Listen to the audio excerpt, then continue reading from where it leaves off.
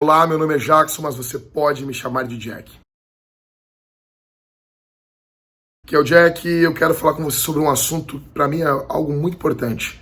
Meu amigo Pedro Pamplona publicou hoje no Twitter o fato de um pastor que não pôde assumir uma igreja no Sudeste, região Sudeste aqui do Brasil, porque ele era nordestino.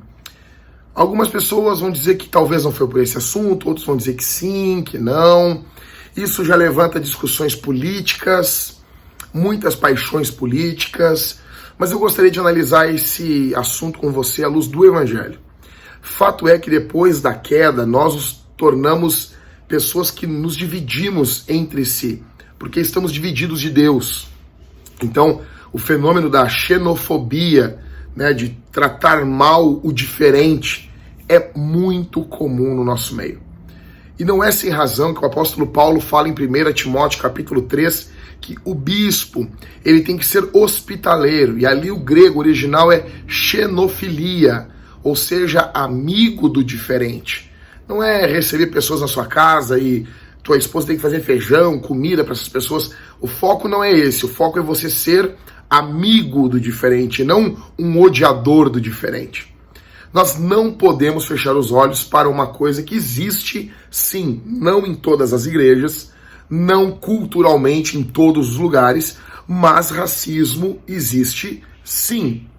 Eu falo aqui como gaúcho, eu sou pastor aqui no Rio Grande do Sul e eu nasci aqui, eu tenho mais de 30 anos, tenho 37 anos, e eu já vi casos de racismo dentro da igreja, eu já vi casos de racismo dentro do ministério. Sei de um caso de um pastor de cor branca, de pele branca, que assumiu uma igreja aqui no Rio Grande do Sul. E quando ele assumiu o púlpito, quando ele falou a primeira palavra no microfone e as pessoas ouviram o sotaque dele, as pessoas se levantaram e foram embora. Metade da igreja saiu porque ele era baiano. Ok, como que nós nos portamos diante disso? Nós temos várias formas de nos portar, com ódio. Então as pessoas acabam revidando, acabam sendo maldosas. Segunda forma que nós podemos nos portar diante disso é levantar bandeiras políticas, bandeiras sociais, cotas. Acredito que essa também não é uma maneira muito correta de nós nos portarmos diante disso. Ao contrário, a forma correta, na minha opinião, que nós devemos nos portar diante de pecados como esse é como Deus responde. Precisamos responder com o Evangelho. O Evangelho não é uma mensagenzinha pequena, boba, que não tem implicações práticas no dia a dia da vida de uma igreja. O Evangelho não é uma mensagenzinha fraca, aguada, que não tenha um confronto direto em ambientes onde o racismo é fomentado, ou às vezes não fomentado, mas tolerado. Então, se nós quisermos que quadros como esse sejam mudados, nós precisamos nos lembrar do Evangelho. Daquele que veio sendo diferente e encarnou na nossa própria cultura.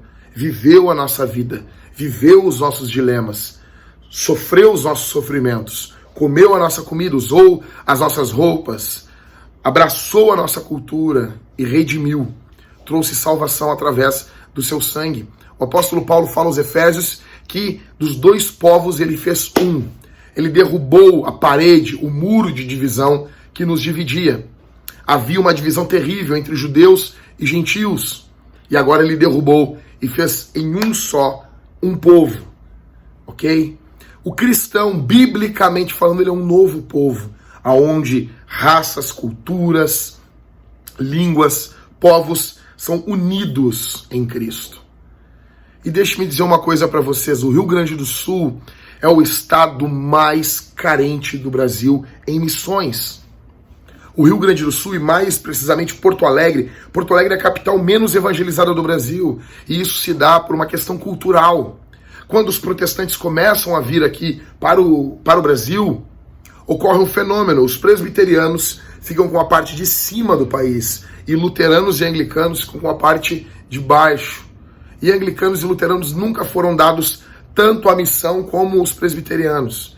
Então o início da vinda do evangelho, da pregação protestante aqui para o estado, e para a parte de baixo do país, ela foi afetada. Eu costumo dizer que nós estamos atrás do resto do Brasil, uma média de uns 100 anos, em matéria de evangelismo. Teologicamente, nós estamos atrás do Nordeste 50 anos. Como disse o pastor Pedro Pamplona, o Nordeste é o pulmão teológico do Brasil. E é fato. E quem está falando aqui é um gaúcho. Eu amo minha terra, eu amo meu povo. Mas eu não compactuo com nada disso que acontece aqui. Nem todo gaúcho é racista, nem todo gaúcho... Não, essa generalização é burra. Ela é forçada. Eu não acredito que todo gaúcho é racista, não. Mas uma coisa eu tenho certeza. Nós aqui somos carentes. E uma das formas como o diabo faz para expulsar os nossos missionários, aqueles que vêm aqui pregar o evangelho nessa terra, é, de certa forma, tratando eles com desdém, levantando falsos irmãos ou irmãos fracos dentro da igreja para entristecer esses irmãos. Se você quer fazer algo de útil no Brasil, se você talvez está terminando o seminário, talvez você acredita que tem um chamado missionário, lembre-se do Rio Grande do Sul, cogite implantar uma igreja aqui. Aqui em Porto Alegre nós precisamos de muitas igrejas. A igreja que eu pastoreio aqui, ela não dará conta dessa cidade. Nós precisamos de mais igrejas aqui. Por isso nós estamos começando uma rede de plantação de igrejas, de plantadores de igreja arremadores do Sul. O Sul é carente do Evangelho.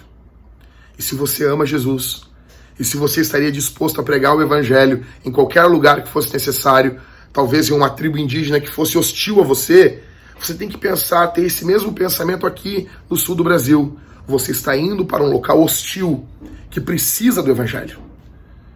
Você não foi chamado simplesmente para estar em locais onde você é aplaudido. Talvez esse pastor que não foi aceito, o maior ato que ele pode fazer talvez é voltar nessa cidade da onde ele foi expulso e plantar uma igreja lá. Porque está na cara que eles precisam de boas igrejas.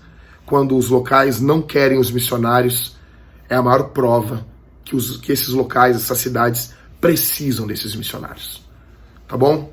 Se você gosta do meu trabalho, se você acompanha o que eu estou fazendo, se você quer se juntar a mim, não apenas ouvindo, vendo aqui, junte-se aqui embaixo, aqui nos comentários, tem o meu Apoia-se, minhas contas, e você pode estar entrando no engajamento missional aqui no estado mais carente do Brasil.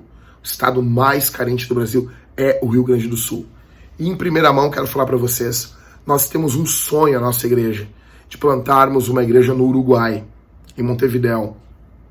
Nós queremos plantar igrejas aqui no estado, nós queremos que esse estado seja cheio de boas igrejas, de igrejas bíblicas. E se o Senhor Deus permitir, nos abrir essa porta, queremos plantar uma igreja, não apenas igrejas aqui no estado, mas uma igreja no Uruguai. O Uruguai é o país mais carente da América do Sul. E o estado do Rio Grande do Sul é o estado mais carente da nossa confederação, da Confederação Brasileira. Tá bom? Junte-se a nós. Jesus precisa ser exaltado. O nome de Jesus precisa ser louvado. Para que todos o louvem. Tá bom? Um abraço. Eu vou ficando por aqui. Fica com Jesus. Falou!